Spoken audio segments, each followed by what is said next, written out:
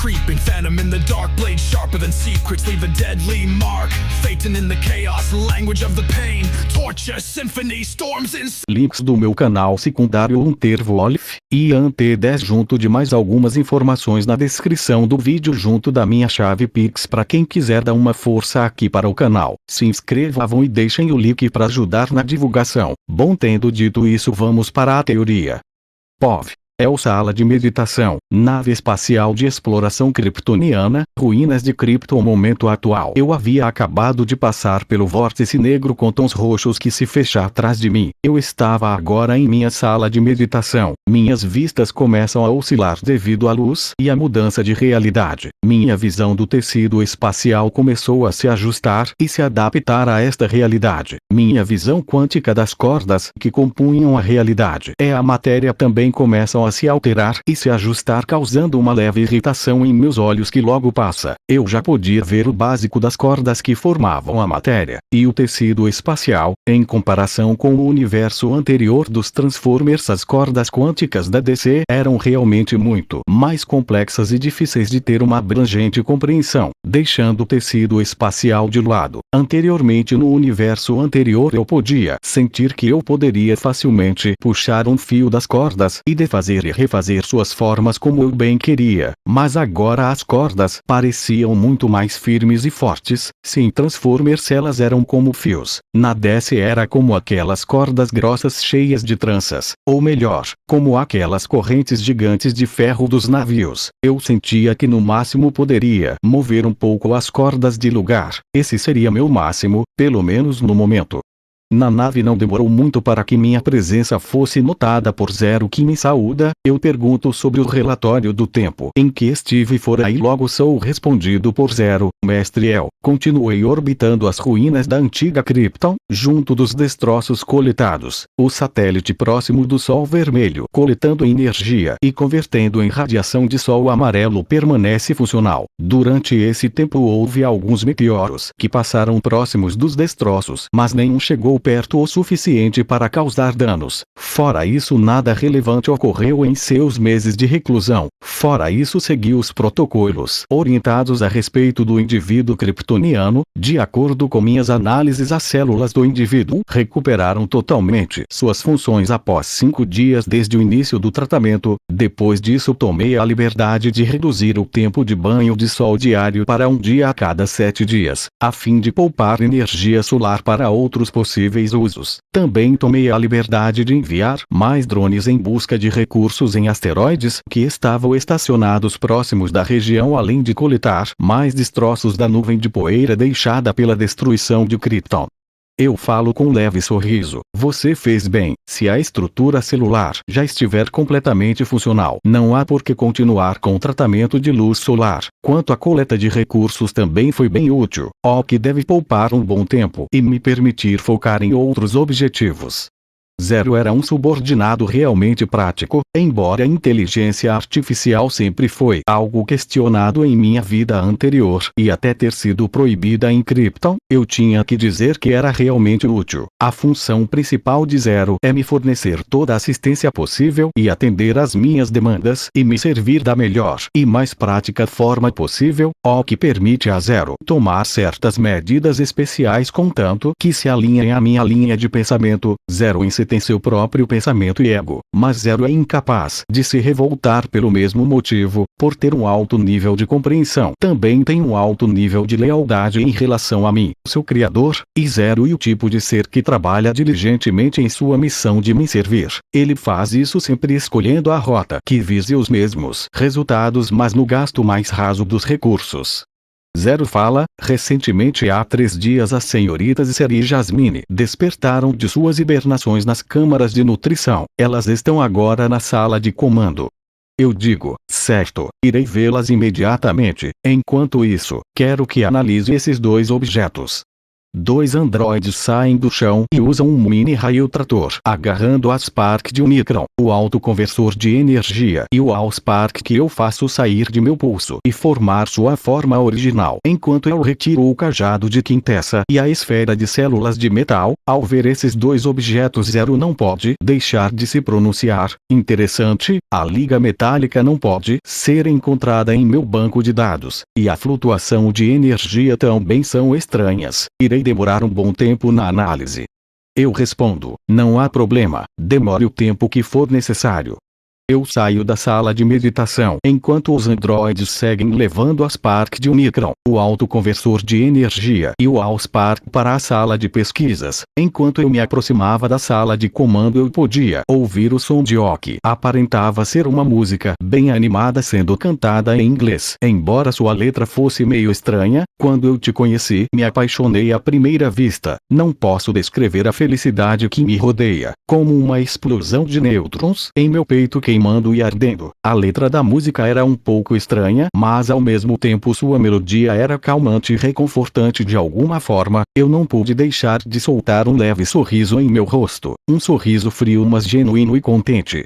Ao chegar lá eu já podia ver uma cena bem exótica e interessante. Seri como uma aparência um pouco diferente da original. Antigamente Seri Joan Williams era uma figura de 28 anos com aparência de 20. Uma mulher esbelta e jovial, de corpo curvilíneo, pele branca, olhos azuis como um mar, fios de cabelo loiros com um busto e traseiro bem voluptuosa cheios de sensualidade. E agora ela continuava como uma figura esbelta e jovial. Seu corpo continuava curvilíneo com cintura fina, um busto e traseiro muito voluptuosos, mas sua pele agora era rosado como iogurte de morango. Seus olhos agora eram pretos com íris azuis como um mar. Seus lindos fios dourados com pontas prateadas iluminantes como o sol indo de seu couro cabeludo iam até a cintura. Ela estava usando um top branco bem apertado destacando bem seus seios, assim como um short jeans apertado, uma coleira preta em seu pescoço e uma meia calça arrastão preta quadriculada transparente em suas pernas delgadas. Mas o que era mais intrigante e chamativo certamente eram os 10 membros saindo da parte inferior de sua costa quase na região traseira de sua pelve. Eram 10 tentáculos com cerca de 20 metros de comprimento e 30 centímetros de largura com duas fileiras de 200 ventosas, totalizando 2.000 ventosas. Seri estava dançando enquanto os seus tentáculos expandiam como a cauda de um pavão, ficando com 20 metros quando ela parava e contraíam, se enrolando como a saia de uma bailarina quando se movia rodopiando. Seri até parecia uma verdadeira bailarina, dando um espetáculo estupendo como o de uma fada ou ninfa da mitologia. Enquanto isso Jasmine estava sentada apenas apreciando o show com um rosto digno de uma deidade indiferente para assuntos irrelevantes. Ao olhar para ela era óbvio sua grande mudança. Jasmine Jackson era uma bela mulher de 30 anos quando saímos do universo dos Kaijus do Pacífico, mas sua aparência era de 20 anos, de pele branca, olhos verdes esmeralda, longos cabelos ruivos. Seu corpo também era curvilíneo com grande busto e traseiro assim como Seri. Agora Jasmine tinha uma pele ainda mais branca, quase como neve com 2 riscos pretos ponteados nas bochechas. Seus olhos verdes esmeraldas tinham fendas como os olhos de uma raposa. Seus longos cabelos ruivos com algumas mechas pretas chegando ao meio da costa. Seu corpo curvilíneo com cintura fina. Seu busto e traseiros ficaram ainda mais voluptuosos com coxas grossas e pernas tonificadas e delgadas aumentando sua sensualidade. Ela usava uma camisa branca e um blazer feminino vermelho apertado, destacando suas curvas, uma saia de couro preto, meia calça transparente preta, salto alto vermelho, coleira vermelha em seu pescoço e pulseiras angular em seu pulso. Mas meu foco foi roubado pelas lindas presas de raposa sobressaltado para fora de sua boca delicada com batom vermelho, orelhas felpuda de raposa saindo de sua cabeça e 9 caudas de raposa de pelos ruivos com pontas brancas de uns 3 metros. Eu tinha que admitir que tinha uma certa beleza em suas novas formas, mas eu também não podia dizer que não estava chocado e impressionado. Eu nunca pretendi ditar como deveriam ser as formas de Seri ou Jasmine, até porque no verso da DC, assim como em diversos outros versos, existiam diversos seres que desafiavam a lógica das formas de espécie e eram muito diferentes dos seres humanos, embora na DC a maioria tivessem formas humanoides, mas eu ainda estava preso ao ideal de uma forma humana, talvez por ter vivido entre os kryptonianos que tinham uma aparência humana por 20 anos e ter vivido mais 10 anos entre os humanos do mundo dos Kaijus e mais 2 meses entre os humanos de Transformers. Minha mente ainda estava preso na forma humana. De certa forma pode-se dizer que eu estava sendo um pouco preconceituoso em relação a outras estruturas de formas de vida, até porque mesmo os cybertronianos tinham uma forma humanoide semelhante aos humanos, então não dá para me culpar totalmente. De qualquer forma, eu aceitei Seri e Jasmine como meus bichinhos de estimação, como tal eu proveria toda a liberdade delas em meu nome, então, se isso as deixa felizes apenas ignore o resto. Logo minha presença é notada por Seri, que ainda estava cantando e bailando na ponta dos pés sobre o chão de metal frio da nave. Ela para de dançar e fala: "Euzinho, você finalmente voltou, então, por onde você esteve? Não vai me dizer que foi se divertir com outras garotas por aí?" Seri fala essa última parte com um biquinho e em tom brincalhão, diferente de Jasmine, que falou em tom respeitoso e formal enquanto mantinha-se um pouco distante com a cabeça baixa. "É bom ver que Vossa Majestade esteja bem."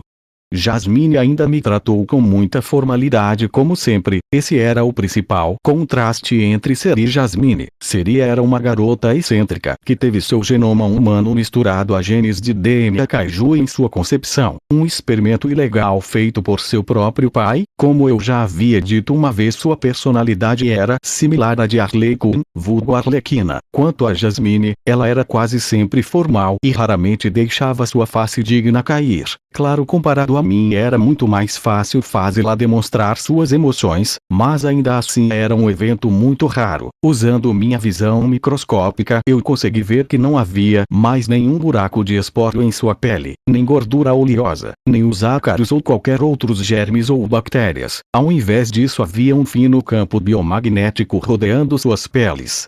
Eu falo em tom indiferente, mas ainda sorrindo. "É bom estar de volta. Vejo que ambas estão muito belas em suas novas formas."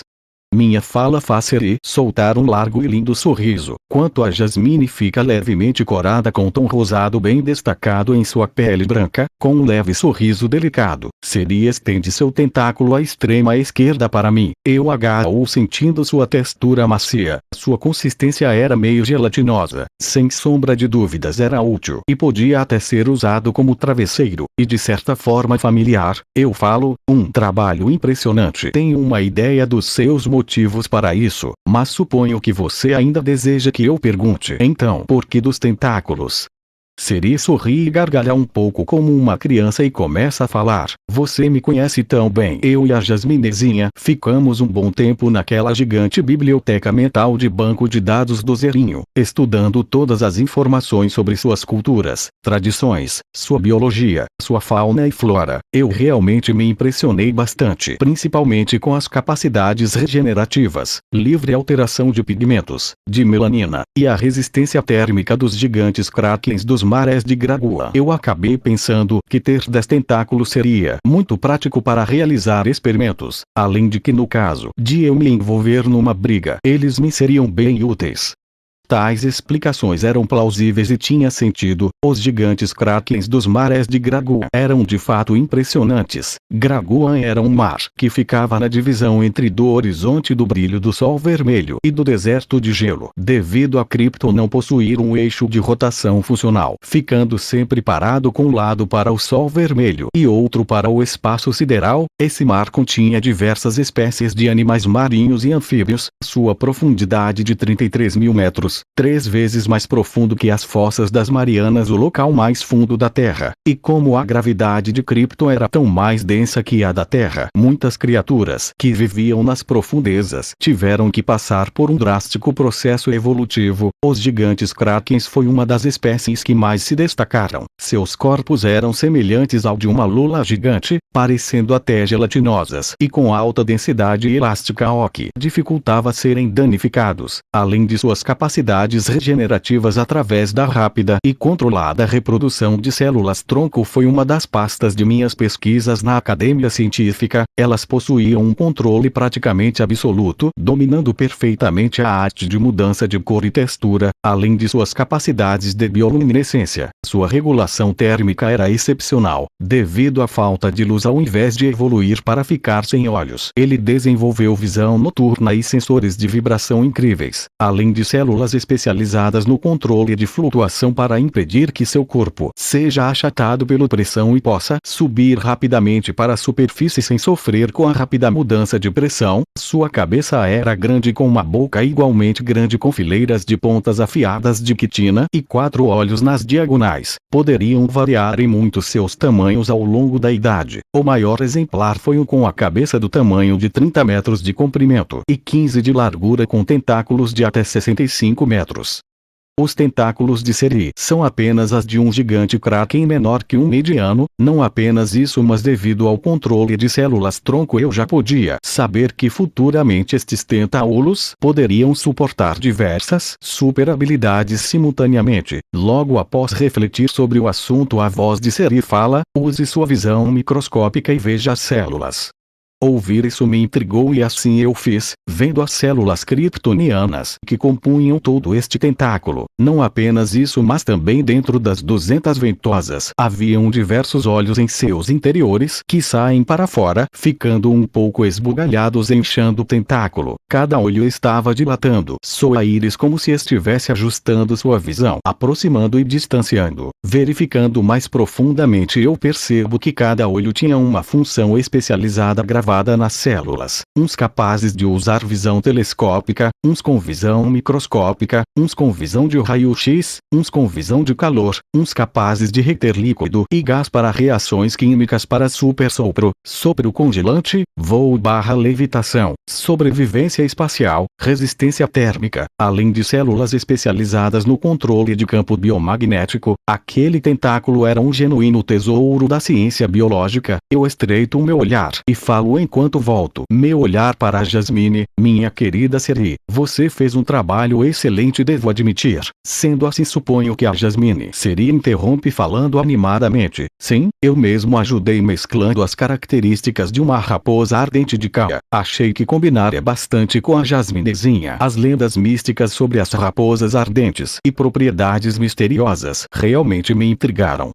Seri novamente se mostra como uma cientista excepcional. As raposas ardentes de Kaia são equivalentes às kitsunes na mitologia japonesa. São raposas de 1,65 metros de altura e 4,5 metros de comprimento e 3 metros de cada cauda, tendo pelagem predominantemente ruivo, com patas pretas, olhos grandes normalmente negros, uma pelagem parecida com o terceiro olho na testa, riscos pretos nas bochecas. Sua pelagem costuma cintilar no brilho do sol, parecendo chamas incandescentes. Por isso o nome. As raposas ardentes de Kaia podem ser consideradas os últimos resquícios de magia em Krypton, devido a lendas dizendo que as raposas ardentes foram uma criação de Tele, o deus kryptoniano da magia, um dos vários deuses de Krypton que foram abandonados pelos kryptonianos, que quando se envolveram na ciência começaram a considerá-la como superior e esqueceram da magia e do deus da magia. De acordo com lendas, as raposas ardentes foram criadas a partir de um pedaço do sol que o deus Sol Ra deixou cair no solo. Teles pegou esse pedaço e com sua magia criou as raposas ardentes, que contêm grande essência mágica intrínseca em seu ser mais profundo. Se antes eu já considerava que Jasmine poderia aprender magia, agora era uma certeza. Eu me aproximo de Jasmine, estendo minha mão e pergunto se eu poderia analisar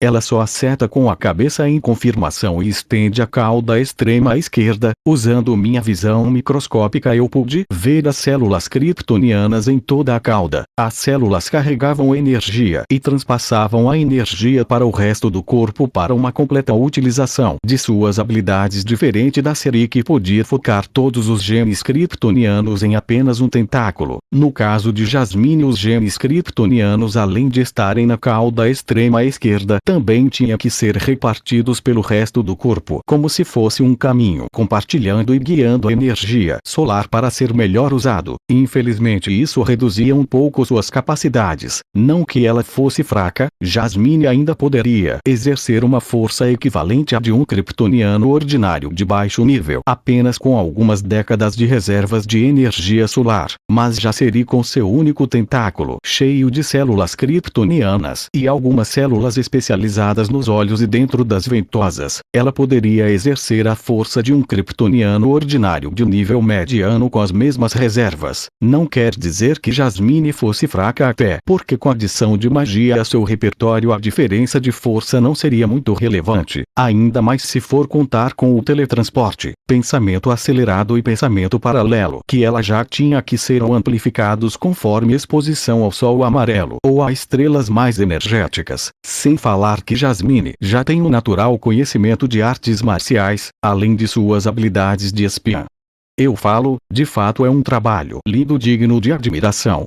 Digo enquanto acariciava levemente os pelos macios da cauda de raposa. Isso acaba arrancando alguns gemidos quase inaudíveis de Jasmine, que estava agora com um forte rubor vermelho em seu rosto delicado. Eu solto, permitindo que Jasmine o recolha ainda envergonhada. Eu faço o cajado flutuar até ela, que se pergunta o que era aquilo enquanto pega o cajado com as duas mãos. O cajado começa a encolher para caber nas mãos de Jasmine. Eu então falo de forma indiferente. Este é uma das regálias que obtive em minha última viagem. Este cajado pertenceu a uma feiticeira chamada Quintessa. Ela era membro de uma raça de seres cibernéticos avançados. O cajado possui uma alta capacidade de absorção e transmissão de energia que eu acredito que possa ser usado para amplificar sua habilidade de teletransporte. Além disso, o cajado é capaz de realizar certa interferência e exercer certo controle sobre tecnologia. Também pode gerar e controlar raios e gerar um certo nível de pressão gravitacional.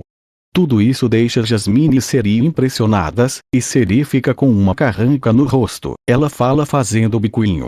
Eu não trouxe nada para mim.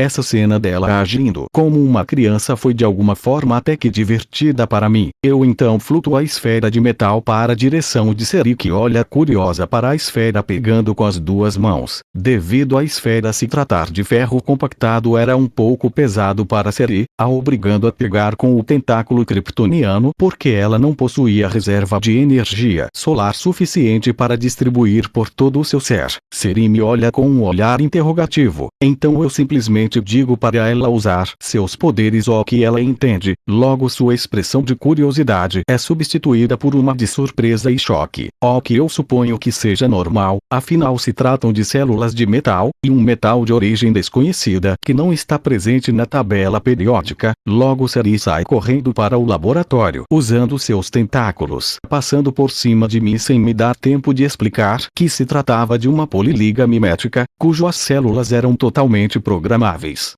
Bom, isso não iria importar, seria inteligente e totalmente capaz. Depois de integrar, provavelmente após a integração ela poderia exercer um fraco controle eletromagnético e tecnopatia, além de transformar o metal líquido em diferentes armas. Além disso eu tinha outra coisa para fazer, estudar a tecnologia de cristais kryptonianos, mas antes disso havia algo que eu queria testar. Eu me teletransportei para próximo da nuvem de poeira vermelha, onde do outro lado estava o Sol vermelho Ra, uma estrela anã vermelha com baixa liberação de calor e energia. Eu estendo minha mão passando pela nuvem de poeira, permitindo os raios vermelhos atingirem minha pele. Quando isso ocorre, uma sensação estranha surge, totalmente diferente de antes. No passado eu havia feito o mesmo processo algumas vezes em prol de me adaptar e diminuir, se possível eliminar o enfraquecimento à luz do sol vermelho. Naquela época a sensação que eu tive era como se minhas células tivessem sido forçadas a parar de absorver energia solar e armazenar. Era como se a luz do sol vermelho forçasse meu sistema imunológico de liberar essa energia contra minha vontade. O processo começou a demonstrar resultados, poucos, mas significativos. Cada vez menos eu sentia essa sensação opressiva da luz do sol vermelho, mas agora havia uma sensação estranha e era que não havia sensação. Sim, a ausência de sensação era estranha, mas muito boa. Significava que eu, após a absorção de 30.000 anos de energia solar, eu havia me tornado imune aos efeitos da luz do sol vermelho. Percebendo esse fato, um leve sorriso satisfeito surge em meu rosto. Após essa comprovação satisfatória, eu me teletransporto de volta para a nave Zero, e me dirijo ao meu quarto, onde estavam os cristais kryptonianos. Os cristais tinham um formato alongado com pontas, como um lápis que havia sido apontado na faca, semelhante a gelo esculpido. Logo ao tocar eles começam a levitar, enquanto emanam um leve brilho branco. Eu tento usar minha visão microscópica para ler o conteúdo gravado. Isso me faz perceber que as informações dos cristais estavam gravados a um nível quântico. Se um ser fosse capaz de reduzir seu tamanho para esse nível ao passar pelas informações dentro do cristal, seria como descobrir todos os segredos do universo e da existência, tudo de uma única vez. Antes, no verso dos Transformers, eu pude ver tudo desde a criação daquele universo até o tempo atual, mas todas essas informações quantificadas dentro dos cristais era como ver a criação e a destruição do multiverso e ainda mais. A mente da maioria dos seres se autodestruiria e se espalharia por todo o espaço-tempo quântico. Quando eu notei isso, percebi o quão aterrorizante realmente era a tecnologia de cristais. Tal tecnologia conseguia guardar informação quântica de civilizações inteiras. Os cristais, ainda por cima, são capazes de mexer na estrutura quântica ao redor a fim de gerar matéria do mesmo material a partir do nada. Os cristais por si só são tão resistentes que podem ser considerados praticamente indestrutíveis. Com apenas um cristal, como o que foi usado na Antártica para criar a Fortaleza da Solidão, uma base de operações inteira podia se formar em segundos, com salas médicas, laboratórios avançados, campo de treino, até mesmo com uma sala com tecnologia para abrir um portal para a Zona Fantasma. Os cristais kryptonianos são em si estruturas energéticas altamente avançadas com armazenamento de dados praticamente infinito, capaz de reter informações, opluar senciente de consciência e até inteligência artificial, gerar energia limpa que poderia durar por bilhões ou até trilhões de anos. Construção e terraformação. Em tese, os cristais podem crescer e formar estruturas inteiras ao ponto de terraformar todo um planeta. Não é de se admirar que Lex Luthor usou um cristal dentro de um cilindro de kryptonita em O Retorno do Superman para criar um continente inteiro. Esses cristais não eram apenas minerais, mas sim tecnologia viva, capaz de se expandir e se adaptar conforme necessário. O que era o Allspark comparado a isso? O Allspark, que é basicamente o coração de Primus, sim, poderoso, mas comparado a estes cristais que podiam criar todo um novo continente ou um novo planeta por cima de outro. Tal tecnologia era realmente aterrorizante. Não era de se admirar que antigamente Krypton foi capaz de formar um grande império intergaláctico, reconhecido e temido por muitos. Embora a ideia de terraformação fosse algo tentador, ainda era algo a ser estudado mais para o futuro. Talvez eventualmente eu pudesse testar isso em algum outro universo. Afinal, em minha vida passada a humanidade sempre sonhou em terraformar outros planetas como Marte, o planeta vermelho, transformando-os em um planeta habitável para a humanidade. Pode-se dizer que vislumbrar esse processo com meus olhos era uma fagulha desse desejo compartilhado. No momento, o que mais me intrigava era a sua capacidade de guardar dados de informação.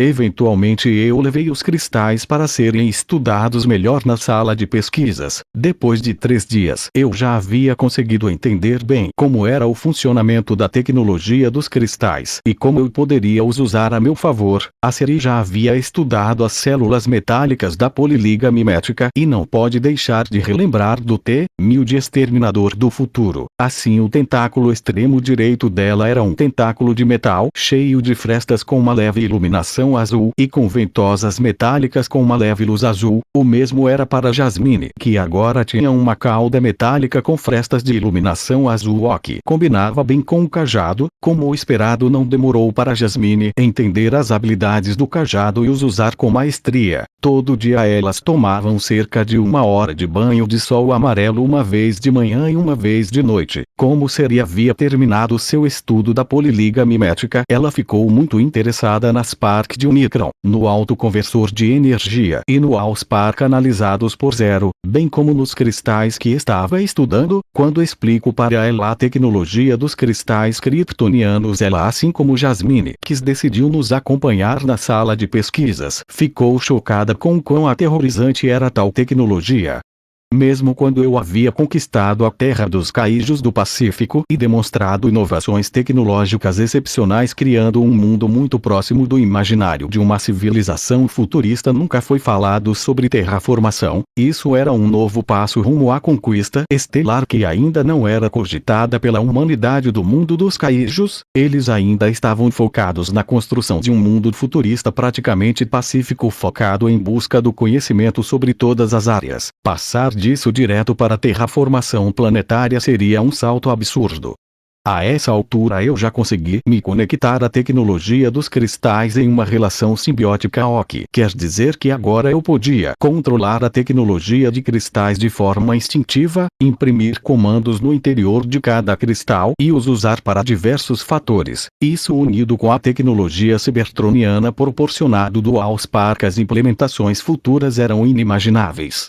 Falando sobre o Allspark, Zero havia feito um relatório sobre suas análises junto de Seri, descobrindo que o Allspark funcionava como a Matrix da liderança, gerando energia Energon de forma ilimitada em seu interior, mas toda essa energia não se gerava diretamente dentro do cubo. Era mais como se houvesse toda uma dimensão espaço-tempo infinita que fizesse fusões de átomos, prótons e elétrons de forma constante, gerando Energon, que era enviado através das dobras espaciais internas do cubo, que funcionava como ponte espacial, puxando o Energon e usando o código-fonte para comandá-la e ordená-la.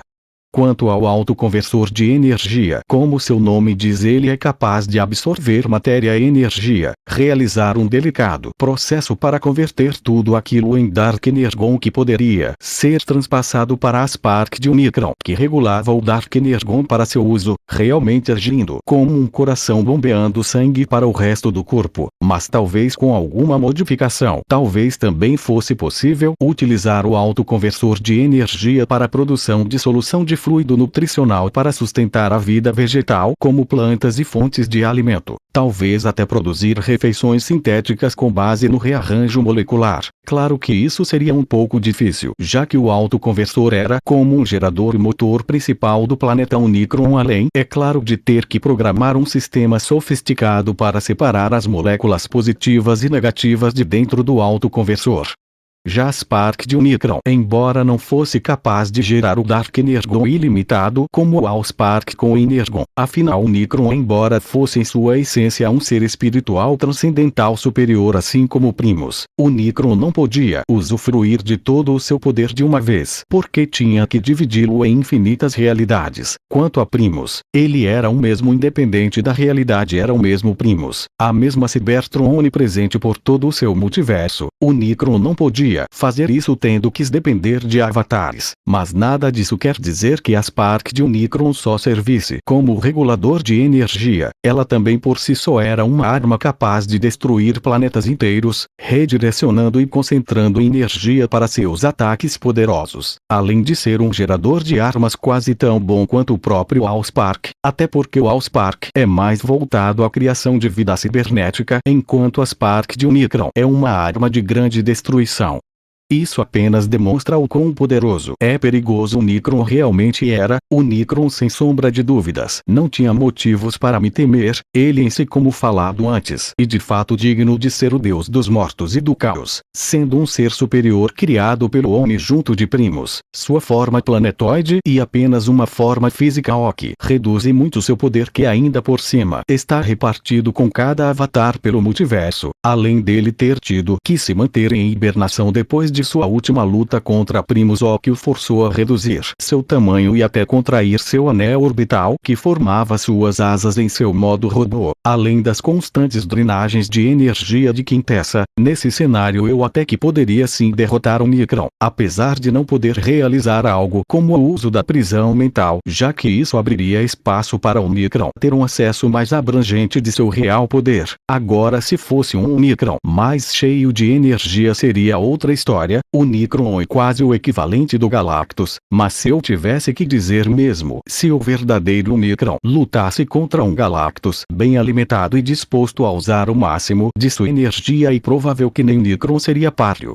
Quanto ao indivíduo kryptoniano, seu sistema imunológico já era totalmente funcional e não apresentava nenhuma resposta negativa. Os efeitos da luz do sol amarelo já começou a fazer efeito em seus genes kryptonianos, o fazendo ter menos fadiga e fome. Sua força aparentemente teve um aumento significativo. Ele vivia gritando, dizendo que queria ser liberto daquele lugar, apesar de sempre receber refeições bem nutritivas. Vendo tudo isso, eu sentia que já era hora de começar a pensar em como sustentar todos os 7.999.997 cidadãos de Candor City, fora um indivíduo já desperto na cela de contenção. Eu então pergunto: Zero, você deseja se tornar uma forma de vida cibernética? Zero me responde: Mestre El, suas expectativas serão as minhas expectativas. Se o Mestre El acha que isso irá melhorar meu desempenho, eu não irei me opor.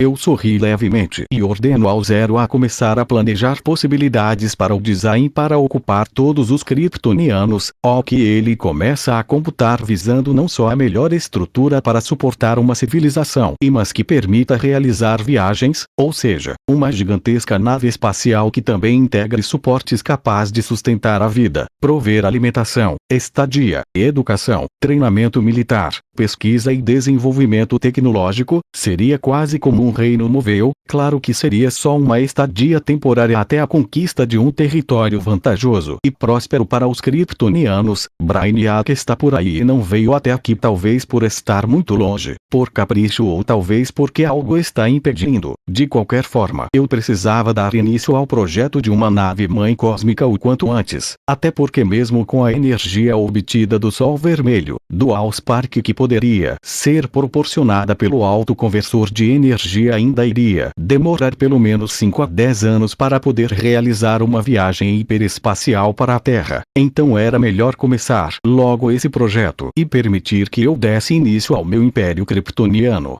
Eu também imbuí poder psíquico dentro do Allspark, que, assim como os cristais, poderia me permitir controlar muito melhor o Allspark e gravar os meus próprios cromossomos de caráter em células Transformers, assim tornando todos os futuros Transformers criados pelo Allspark ainda mais leal a mim, pois todos teriam gravado em seus códices genéticos literalmente o nome El neles. Quando Zero se tornasse um Transformer, ele no futuro certamente se tornaria um melhor general da linha Transformers, comandando a nave-mãe cósmica. Suas capacidades e compreensão atual seriam ainda mais elevadas após sua transformação, e eu tinha a certeza de que o poderio de Zero seria sem igual em posse do comando da nave-mãe cósmica. Não demora muito para o Zero computar um projeto, incluindo projéteis cybertronianos de turbinas planetárias, e se pronunciar com sua voz robótica: Mestre El, de acordo com minhas análises a respeito dos dados cybertronianos fornecidos pelo Black Suite, eu pude desenvolver um projeto com base nos Transformers Combiners. Podemos dividir seções, como a das comunicações, seção de armas e munições, seção do motor principal, seção de motores principais, seção de motores secundários, seção de motores reservas, cada seção dos canhões, cada seção das turbinas, seção médica, seção científica, seção de alojamentos, seção de resfriamento, seção de armazenagem de naves. naves, seção de comando, cada um sendo um Transformers Combiner capaz de formar o todo da nave-mãe cósmica. Isso aceleraram muito o processo de fundação do Império.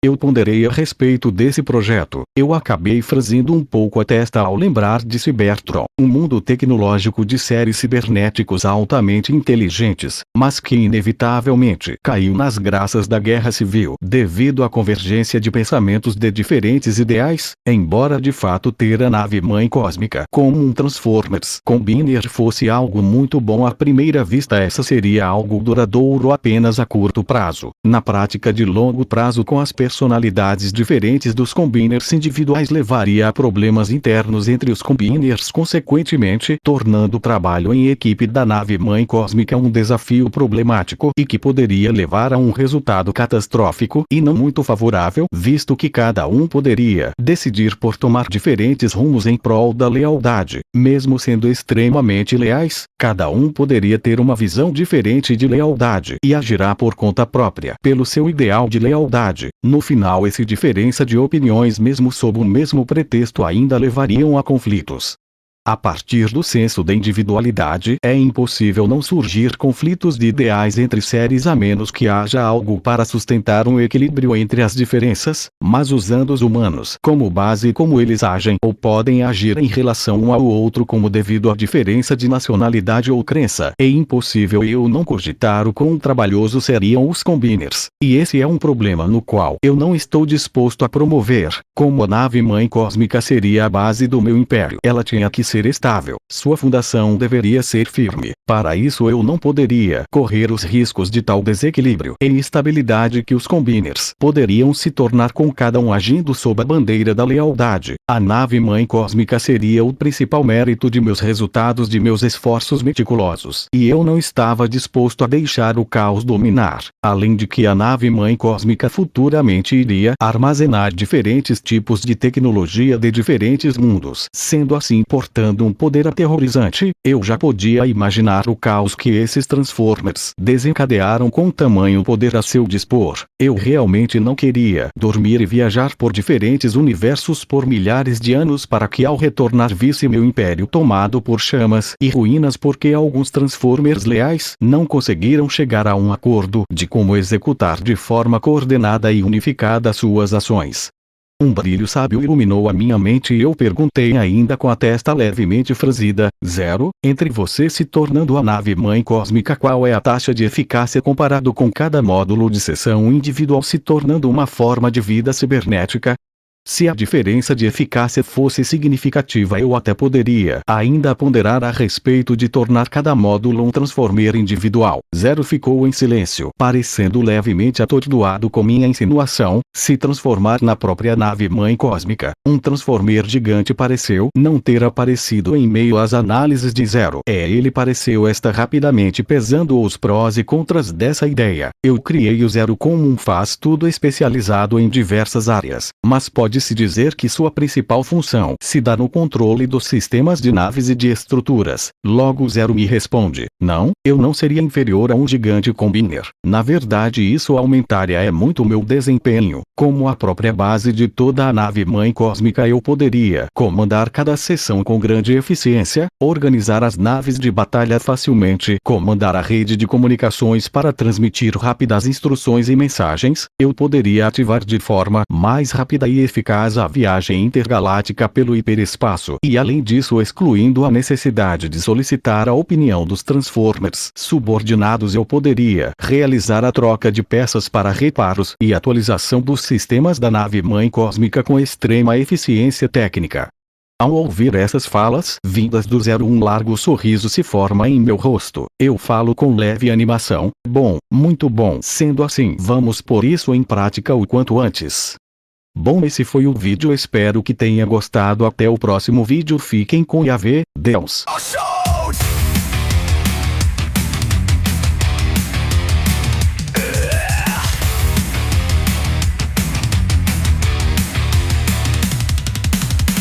Steps creeping, phantom in the dark, blade sharper than secrets, leave a deadly mark. Phaeton in the chaos, language of the pain, torture symphony storms inside my brain.